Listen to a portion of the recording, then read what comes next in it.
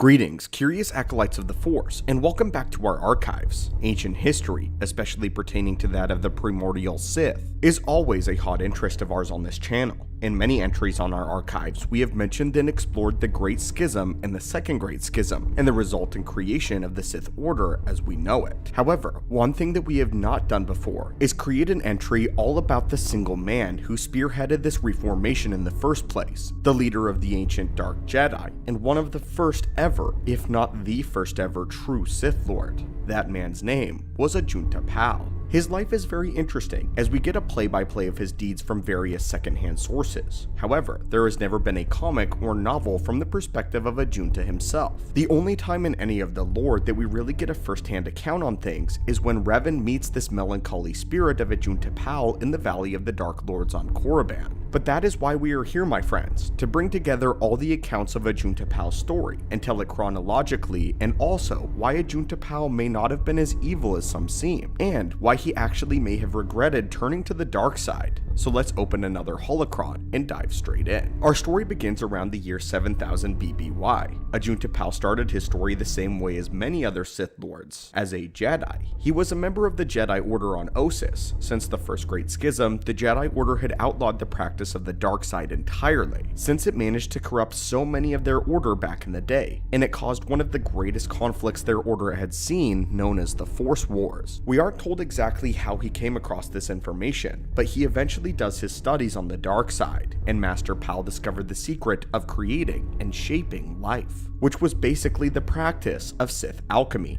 a video that we will do fully in depth later down the line. According to the accounts of one of the first Dark Jedi to join the Sith, Sorzus Sin, Pall and his followers began to venture into the depths of the Force, which they believe had been stagnated for eons by the strict rule and dogma of the Jedi. They discovered new powers and even gained control over life itself. Obviously fearful of this power, the Jedi Order deemed it an abomination of the Force and sought to erase all practice of it, including its wielders. The Order actually tried to bar off their practice and forbid them from continuing, but the followers of Pall refused. According to Sin, it would be the Jedi that would take up arms against their brothers and sisters first, striking the first blow, with the followers of Pall embracing the dark side in its fullest and becoming known as the Dark Jedi. The resulting war was called the 100-Year Darkness, as the forces of the Jedi and Dark Jedi actually battled for 100 years with no break. We don't have much of an account of the events of the war, but even Sorzus Sin thought it resulted in completely unnecessary loss of life. The Dark Jedi raised many beasts and even zombie armies. Unfortunately for them though, it was not enough, and they were outnumbered, and it panned out that the number of Dark Jedi compared to a regular Jedi was just far too unbalanced for the Dark Jedi to succeed, simply because they didn't just have enough people in their ranks. The Dark Jedi were ultimately overwhelmed by the Jedi Order, but that didn't stop them from creating many different kinds of beasts for battles, such as the Leviathans. In the end, only 12 Dark Jedi remained following the war, and they made the difficult decision to surrender. Ajunta Pall, Sorzus Sin, Zozan, Karnus Mur,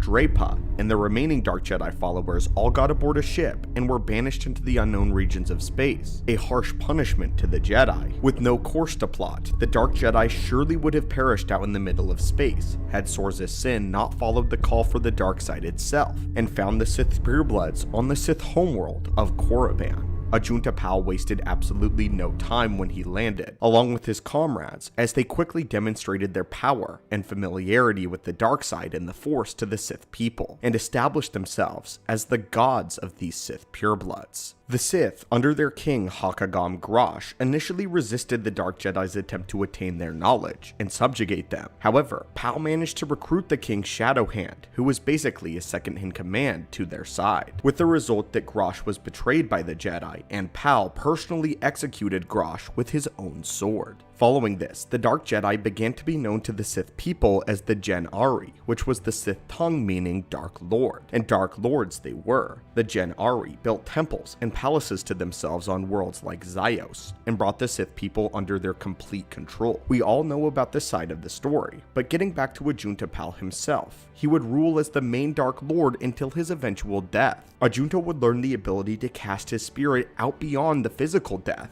However, something went wrong. Either his rudimentary understanding of how to become a spirit was crude, he botched the process, or perhaps he was just locked away for a very long time. In any case, the spirit of Ajunta Pall would remain within the confines of his tomb, a tomb that was rediscovered by Revan almost 4,000 years later. Revan was attempting to find the sword of Ajunta Pall while he was undercover among the Sith. Ajunta's spirit appeared to Revan, but there was something wildly different. He seemed sad and very lost. He didn't even remember who he was. He was generally helpful to Revan and did the best he could to help Revan find his own sword, though he issued a warning that Revan had better not keep the sword, otherwise it would kill him just as it had Ajunta Pall himself. It took some help from Revan, but soon, Ajunta began to vaguely get his memories back, and he even showed distress and regret over his life. Eventually though, with some careful persuasion, Revan managed to get Ajunta's spirit to repent and turn back to the light side of the Force. This allowed Ajunta Pall, the first ever great Sith Lord, to become one with the Force and finally be at peace, no longer remaining bound and imprisoned to his tomb or the dark side itself. I find this ending somewhat interesting and pretty heartwarming. It isn't this kind of ending that you would expect to find from the creator of the Sith Order itself. I don't believe that Ajunta Pall was ever really that evil of a being to begin with,